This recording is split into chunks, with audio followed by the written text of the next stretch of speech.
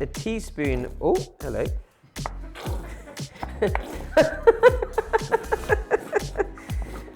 The ketchup is excited to see me. Let's just put it that way. Right. Whoa!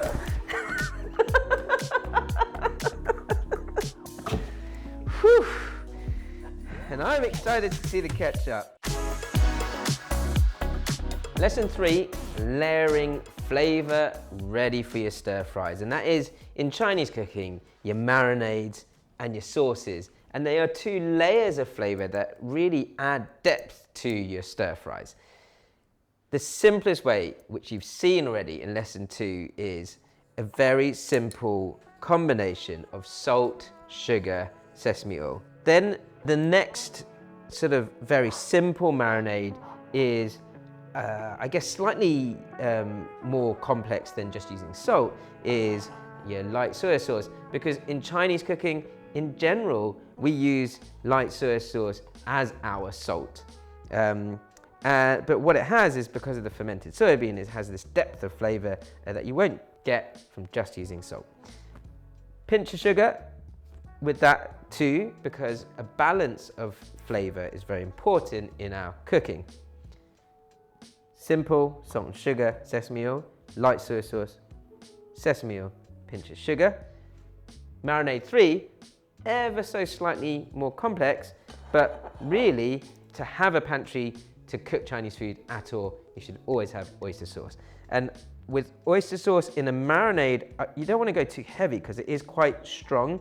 Half a tablespoon, plenty, even for 2 or 3 chicken thighs worth, that is more than enough. I've got some Shaoxing rice wine here to really mellow out the oyster sauce and that sort of deep savory flavor of the oyster sauce. And then if you have it from the preparation of the stir fry, a little bit of ginger and garlic, the finely chopped stuff is great for a marinade because you want it to go into flavor the meat, not to kind of necessarily be distinctly there in the stir fry. Outside of that, you then, once you've chosen your way of marinating, you then might add a bit of cornstarch or bicarb, depending on how you want to tenderize your meat. So give those a good mix. When you're marinating anything, any meat at all, always give it a good massage through to a point where all the marinade is absorbed by the meat, not sitting at the bottom of the bowl. That is key to get all the flavor into your protein ready to stir fry. 3 very simple marinades: salt, sugar, light soy sauce and sesame oil, and then your oyster sauce, where it goes almost like a little bit deeper in flavor as you go along. So we've got your marinades, and then you want to layer flavor with a stir fry sauce that goes into the stir fry at the very end and bubbles up and kind of caramelizes around whatever you're cooking, whatever you're stir frying. The classic go-to home or even takeaway stir fry sauce recipe is a base of oyster sauce. Similarly to the oyster sauce and Shaoxing rice wine marinade that I use, we'll start with those 2 ingredients. So we've got about roughly a tablespoon of oyster sauce with 1 to 2 tablespoons of Shaoxing rice wine. With a stir fry sauce, you do need enough liquid in there for it to hit the wok and bubble through for you to then caramelize it to the point that you want. So even if you're cooking tiny amounts of chicken like this, you do need that volume of liquid. Bear in mind, we've already marinated all the chicken and they have that saltiness in there. You don't want to go too salty, so no more than a tablespoon of light soy, but even half to 1 tablespoon of light soy should do it. And then, of course, a little drizzle of sesame oil, about a teaspoon of sesame oil in that simple stir fry sauce. Something that if you're going to cook anything, a stir fry at all, you should always have, I believe, these ingredients to bring a very easy stir fry dish together.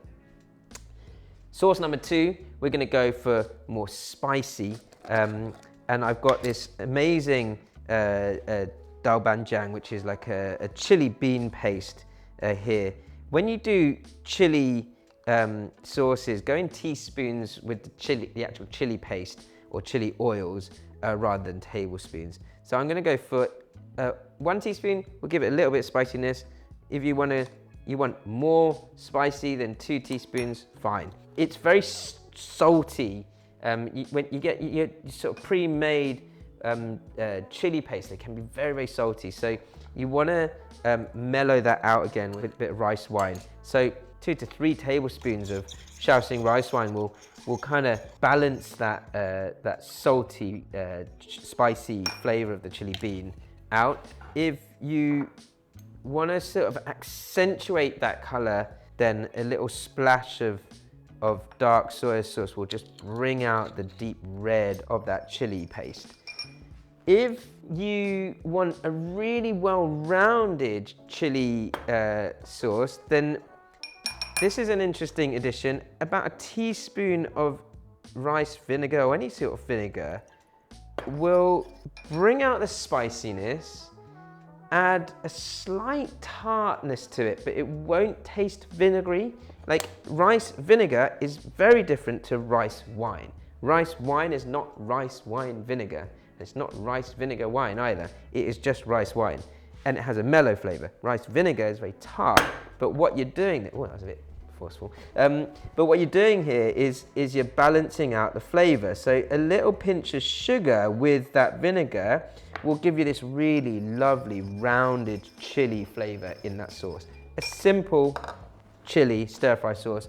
I've got some dry red chilies in here as well, just soaking in hot water to add to that stir-fry. And then lastly, the most, let's say, most famous stir-fry sauce in Chinese, UK Chinese takeaway and restaurant cooking is sweet and sour. Simplest way, same amounts of sugar, vinegar, and ketchup will give you a very simple sweet and sour sauce. If you want a bit more balance to that sweet and sour,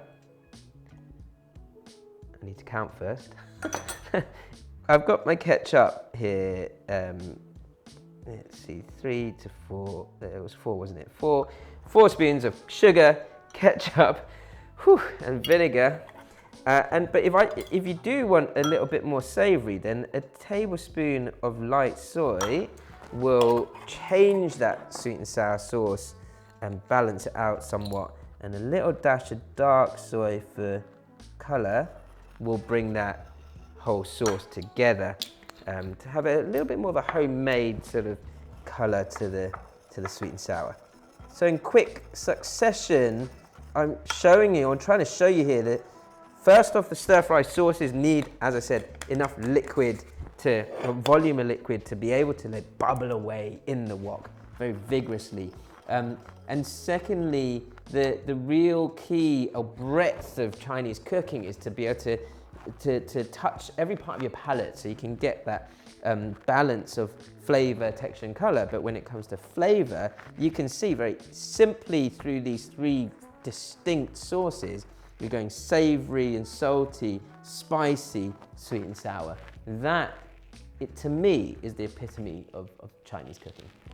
Now that's lesson 3 done. You know, you've got the layering of flavor, which is really important.